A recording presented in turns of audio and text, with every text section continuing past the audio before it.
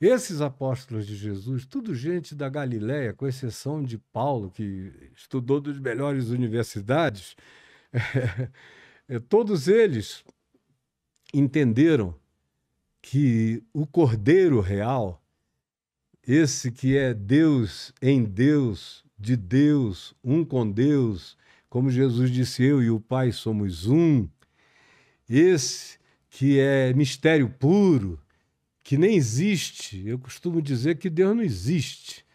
Como assim? Você existe. Sim. Você é fotografável, mensurável, estudável, debulhável, você é tudo. Para partir de ti e de mim para o Big Bang existe. A gente já consegue chegar hoje à ervilha primal de adensamento de energia, massa, tudo isso. Mas uma ervilha primal que adense os universos todos em si mesmo já é um negócio absurdo, incompreensível. Incompreensível mesmo. Agora, isso existe. Porque só existe o que é detectável. O que não é detectável, o que não é estudável, o que não é verificável, o que não é manifesto Mensurável. como repetição constatável, não existe. Ah, entendi. E Deus, por definição, é o inexistente. Deus é o eterno e incriado. Onde é que, em cabeça de quem que isso existe, em que laboratório isso cabe? Essa matéria, teologia, devia ser muito mais uma antropologia da história da fé do que teologia, que é Deus, a lógica sobre Deus, ou a lógica de Deus, ou o estudo de Deus. Estudo de Deus é uma balela. Eu só consigo saber um pouco quem é Deus em Cristo Jesus. Aí eu sei o caráter de Deus, eu sei como o homem deve ser, sei quem Deus é e como o homem deve ser. Em Cristo eu aprendo isso tudo. Mas antes de haver criação, o que os apóstolos estão dizendo é uma coisa transmetafísica, então, cara. Como ele foi imolado antes da criação? Pois é, ele se ofereceu. Quando Paulo diz que ele, sendo Deus, não julgou como usurpação o ser igual a Deus, está falando de Cristo Jesus, antes a si mesmo se esvaziou. E esse ato de se esvaziar de Deus é a criação toda. É ele tirando pedaços dele. Ele explodiu Deus. É o Big Bang. Ou o que quer que venham a ser os outros Big Bangs nos multiversos que existem por aí, em camadas dimensionais variadas. Tudo são partículas de Deus. Tudo.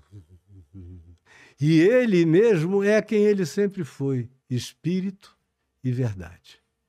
Mas ele nunca foi visto e o Novo Testamento diz nunca será. E o Apocalipse termina dizendo que na Nova Jerusalém não havia templo nem santuário. Porque, claro, que Deus vai caber em templo e santuário. Ele mesmo diz, os céus dos céus não me podem conter. Vocês, no entanto, me querem construir uma casa? Isso é uma pergunta... que derruba tudo, né? Derruba qualquer ideia. Acaba com templo, religião. Igreja sou eu, é você. Igreja é gente. Onde tiverem dois reunidos, dois ou três em minha presença. Em meu nome eu aí estou com eles. Então, na Nova Jerusalém não tem santuário. E João diz, a única coisa que tem é a luz do Cordeiro iluminando o universo. Então, é tudo infinitamente mais científico do que se poderia imaginar quando você lê a Bíblia assim. Agora, para responder definitivamente a tua pergunta inicial, como é que eu faço, você me pergunta, para separar o Velho do Novo Testamento? Se eles estão numa mesma Bíblia que os crentes dizem que aquele livro é a palavra de Deus de capa, você já ouviu isso? De capa. A capa, não é? Não, aquele livro é um livro que foi inspirado durante o processo evolutivo da consciência da civilização semítica, hebreia, israelita, judaica, cristã. Agora, o livro é só um livro, cara. Um livro. Deus não cabe num livro, nem em palavras. Deus só pode ser conhecido numa manifestação de encarnação.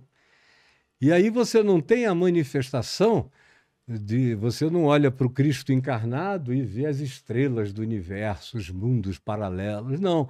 Mas você vê a sabedoria de Deus, aonde Sêneca não alcançou, Platão não chegou, ninguém alcançou, com uma frase é igual a mc ao quadrado. Jesus só apresenta é igual a mc ao quadrado, e aí o universo vai ganhando contorno, as relatividades vão se manifestando, tudo vai ficando claro, do macrocosmos ao microcosmos, do Física universo quântica até quântico. O Evangelho está cheio de física quântica, cheio de física quântica para todo lado. Essas coisas todas de ser trasladado de um lugar para o outro, a multiplicação de pães, é um fenômeno quântico.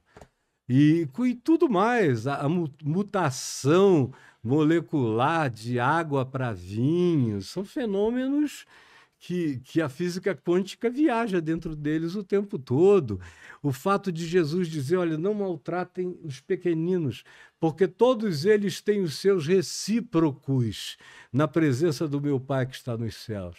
Que Jesus usa a linguagem de anjos. O que isso significa? Que os animais são...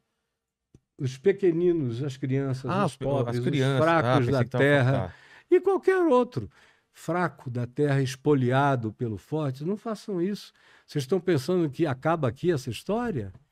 Todos eles têm os seus recíprocos diante da face do meu Pai que está nos céus. Cada dia, eu fico mais fascinado.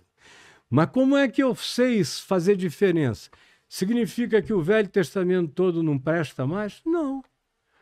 O Velho Testamento está cheio de palavra inspirada por Deus, que continua em vigência. Como é que eu sei se é vigente? Se passa pelo filtro de Jesus. Eu chamo Jesus de a chave hermenêutica, a chave interpretativa, tanto do Velho quanto do Novo Testamento, quanto de tudo mais na vida. Jesus abre a porta, como diz Paulo, ele abre a porta de todos os tesouros da sabedoria e do conhecimento. E diz que toda boa dádiva, todo dom perfeito, toda ciência vem do alto, descendo do Pai das luzes, em que não pode haver nem mudança nem sombra de variação. Então eu pego Jesus, olho para Jesus, o que ele disse, fez e ensinou, e o que no Velho Testamento se coaduna com o que Jesus disse, fez e ensinou, passa no filtro.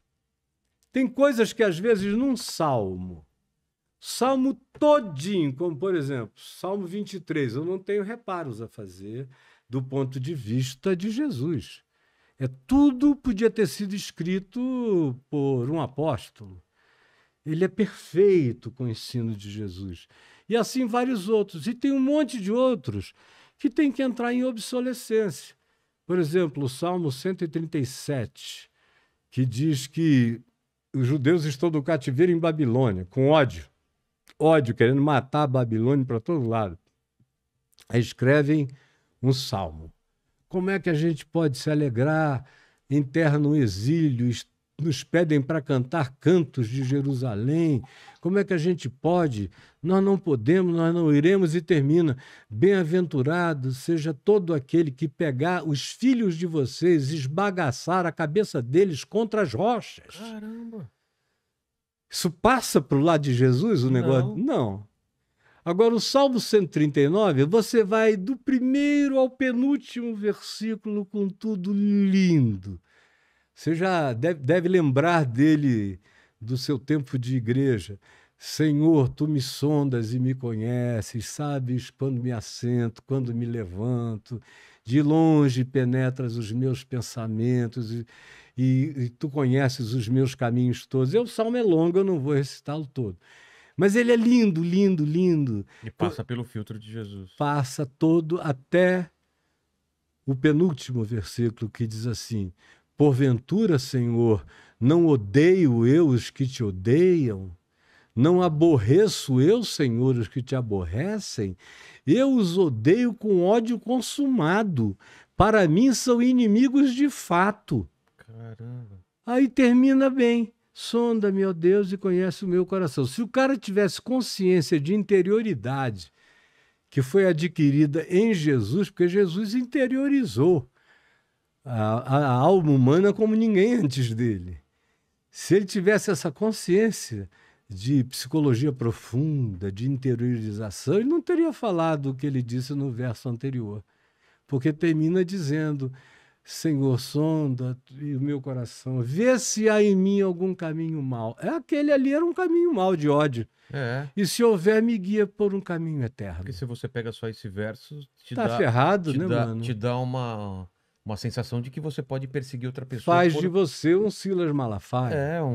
Perseguir porque tem uma crença diferente da sua. Diferente mata. É tudo aí, boiola, vamos derrotar, de acabar, e não sei o Ou de quê. outra religião. Esse país não é assim para esse tipo de gente, esse país é para outro tipo de gente.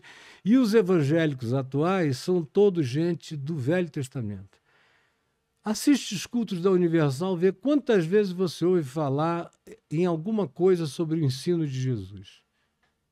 Nada. É mais a proibição. O Macedo me disse, eu tive umas 5, 6 conversas pessoais com o Macedo, nos anos 90, 1990, 91. Ele queria entrar numa organização que eu estava criando, chamada Associação Evangélica Brasileira. Aí eu falei: desculpa, Macedo, essa organização está sendo criada por tua causa, cara. Por causa da perversão que você fez do evangelho, que a população brasileira não sabe mais o que é evangelho, nem o que é a tua superstição. Prosperidade. E tudo isso aí, essas loucuras. E aí, conversando com ele, ele me disse: olha, deixa eu te dizer uma coisa. Tudo que você prega é certo. Mas não dá certo, porque não traz grana. Por isso é que na minha igreja é proibido falar de Jesus. O quê? Tá lá. Jesus Cristo é o Senhor, mas é só naquela placa. Lá dentro, você não vê nem quase terminarem uma oração dizendo em nome de Jesus, ainda que o cara tenha pedido a coisa mais estapafúrdia, mais louca do mundo. Não, ele diz que é porque Jesus dá azar. Jesus só induz à cruz, ao sofrimento, ao sacrifício, à abnegação, à renúncia, à pacificação. Então, Jesus não dá certo. Como assim? Tanto é que não deu. Mataram e teve lá a ressurreição, mas eu não estava lá. Você estava? Então, é um grande negócio que, usando o nome de Jesus, atrai evangélicos, católicos, espíritas, afrodescendentes, porque o nome de Jesus é mais ou menos comum. Fala mais no demônio do que Jesus. Mas lá é só demônio. Por quê? Porque atrai? Porque atrai, porque é superstição, porque é imediato, porque é instantâneo. Trabalha com medo. Com medo, com a culpa. E você só ganha se fizer 30 dias de doação, ou 60, ou 90 novenas. Se você quebrar um dia a doação, você tem que voltar para o início da fila. Não acaba nunca de entrar dinheiro ali por causa dessa superstição das pessoas.